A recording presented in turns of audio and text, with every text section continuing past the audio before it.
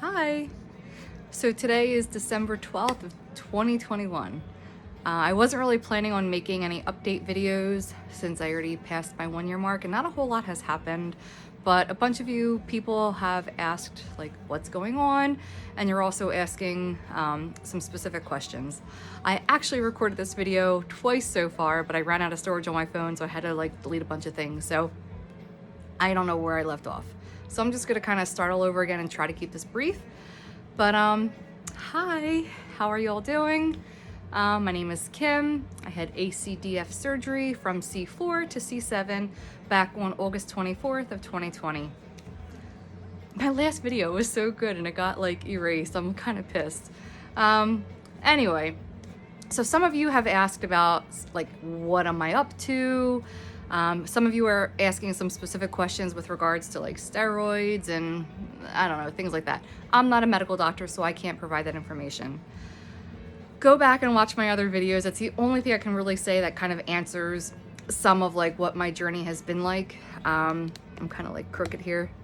So I don't really want to repeat myself, but for those of you that have seen from start to finish my year's journey, welcome. Again, not much has really changed. Should I give like a brief summary? I'm talking to you like you're going to be able to answer me. All right, so it started back in 2019. I was a second-degree black belt in martial arts. I was training for a fitness competition, started having some severe pain and weakness. Ended up in the ER after seeing a chiropractor. They adjusted me and I went kind of numb and paralyzed on the left side. Found out that I had some major stenosis and a bunch of other things going on in my spine. They recommended surgery. I was scared, so I decided not to. So from 2019 to 2020, I was doing courses of steroids and what have you. I did do some injections. They did not work for me. I have like, I don't know if you can see, but like I have like a fat pad or something back here. So like I guess it's like just some pretty tough skin, and they actually were able to the first time, but the second time not so much. So the injections didn't really work for me. It hurt more than it helped. So what happened? So I'm a bit hot, sorry. So what happened?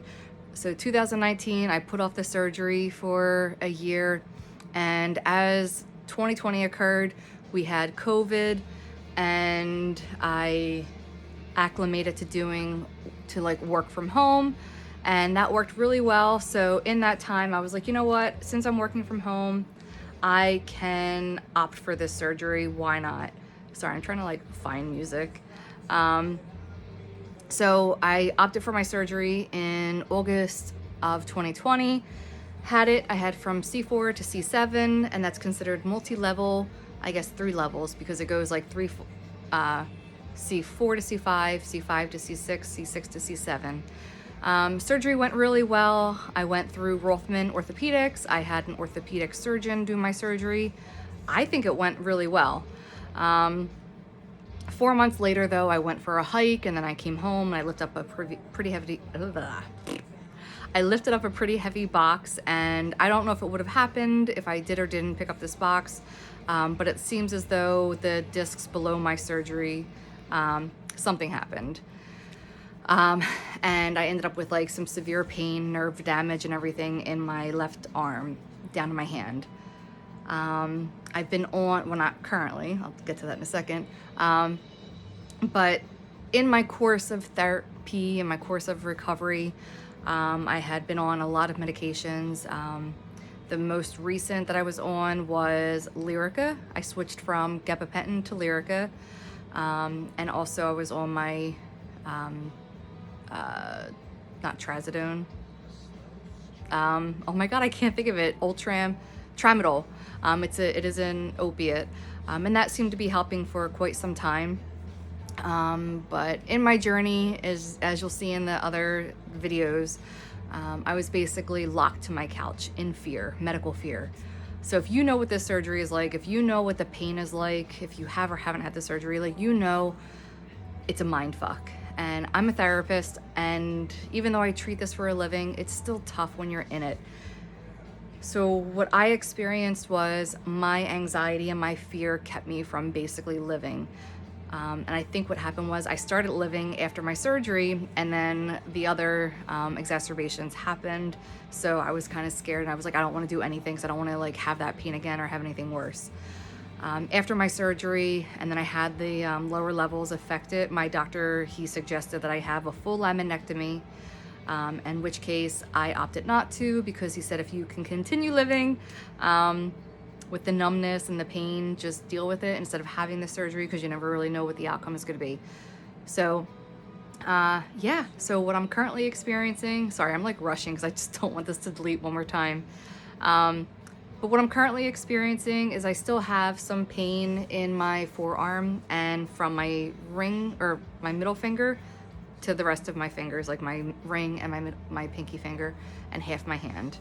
I have like numbness, like I can't feel this one, I can't feel this one I can only feel half of. It's kind of awkward.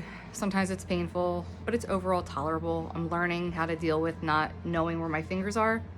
Weird, but it makes sense. Again, I'm like rushing because I'm kind of disappointed. My other video is awesome. You guys have been amazing. You guys have caught up with me. You've been asking about like what's been going on in my world. The last video I had said that I decided to go for my pilot's license. That was like the one thing that like gave me a spark of life again, because I needed that mental and physical stimulation since I can't like skydive and do a couple other things. I was like, let's learn how to fly a plane. That got put on hold because I ended up having a couple classes. I flew, and then I was told, Kim, you got to get your medical clearance. So went through that process and was told I need to be off all of the medicine for quite some time, get all my clearances from all the different doctors and surgeons and what have you. So as of Friday, this past Friday, I just had my drug test, and I have not been on any medication for a while now. And I think I'm stable. I mean, like, yeah, this kind of, my fingers are a little bit more affected than when I was on the nerve blocker. I guess that's what Lyrica is. But overall, I mean, it's kind of tolerable. And I think having a bigger goal in mind has been made it a little bit more, like I said, tolerable. Just because I don't want to stay stuck to my couch. In therapy, I always teach my clients like stagnation and not having a goal, like that is the thing that perpetuates depression and perpetuates an aspect of stagnation and not being able to thrive. And I'm young. I don't want to just be a couch potato. And I know when you're in pain and when you're sick, I'm immunocompromised as well. Like it's very easy to get into that mindset. So always have a goal for yourself. Don't worry about what other people say. I mean, I'm a high functioning person. I hide my depression, I hide my anxiety, I hide my pain, and it sucks, you know, because I don't want to have to tell people how bad I am for them to understand why I have some off days or some bad days. I don't feel like we have to do that. So get yourself some supports. Like I think the YouTube channels, TikTok, whatever it might be, when you can find somebody that seriously knows what it is that you're going through and you don't have to explain yourself or justify the whys of things, I don't know, there's something very refreshing and validating about that.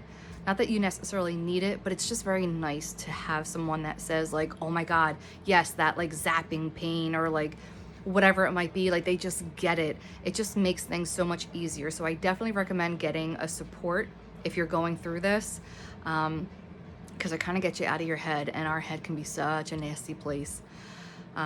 Luckily for me, I had one of my best friends and she had a bunch of like spine surgeries, and she's definitely been a light for me because she's kind of already a few steps ahead, as well as a couple other people that just get it. And you guys too. Like, I mean, you guys have like shared with me like your journey, where you're at, your fears, and it's like, say no more. Like, I get it, you know, and I'm here with you. Where am I going with all this? Okay, so my pilot's license and all of that stuff, everything got put on hold. However, as soon as I get my last letter, I should be able to go get my medical clearance, and then if I pass that, then I'm gonna get back to flying lessons and everything. So fingers crossed.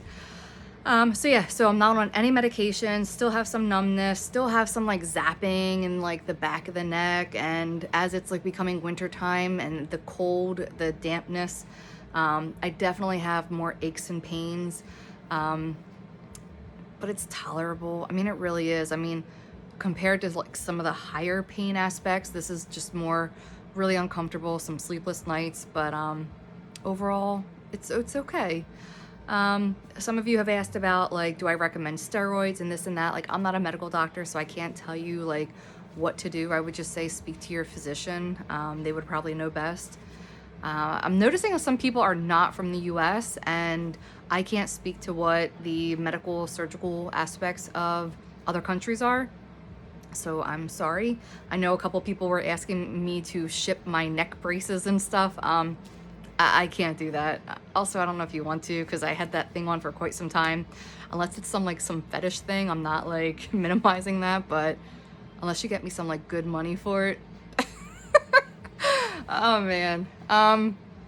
But yeah, I mean, I'm doing well. I mean, things suck in like life to some extent. Like, it's good, but it's bad. Like, we're closing out 2021 and it's just crazy. With COVID and everything else, like being immunocompromised, having the spine surgery, trying to find a new norm. I don't know, it's just weird. My mom has severe late stage Alzheimer's. I just visited her today, and I was actually thinking about making like a new YouTube channel about just like life, life being a 39-year-old, being like a caregiver of your parents. Just weird.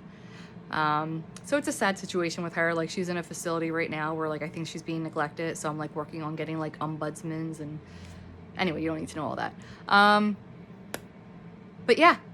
I'm trying to like think of all the different questions. Like, I intentionally made the video to answer all the questions that you guys have asked in the comments section, and I answered them in the other video that got deleted because my phone got full. Fuck. So yeah, I mean, again, it's like 16 months post-surgery. I don't think anything's really different outside of I'm on no medicine. I'm waiting to get my medical stuff taken care of for the flights. Work is going really well. I don't know. Can you guys, I'm like talking to you like you're gonna be answering me. Why am I doing that? I'm gonna hop on my TikTok and do a live. I don't know how long it takes for these YouTube videos to upload, but again, it's Sunday the 12th. It's like 10 o'clock at night. It's been a busy day. Life is just going, and like I said in the other videos, mindset. Like, I have to even remind myself, like, it's so easy to like just stay put. Oh, I guess a new thing is I got like the Apple Watch. After doing reviews and everything, I have like buyer's remorse because I just spent like $900 on this thing, because it was like $800 for the watch and then like another $100 for like the cellular and everything else. I just had COVID too. I had COVID back around Halloween. I never leave my house. I don't know where I got COVID from. And because I'm immunocompromised and everything else, it was kind of bad, but knock on wood, I'm okay. I still have some breathing issues and like some sternum pain. I had to do like nebulizer treatments and shit. I had to wear pulse ox for a while, but I'm doing well. But I got the Apple Watch because I was like, oh, it does like the brand new one, like does like the pulse oximeter, pulse ox. I don't know.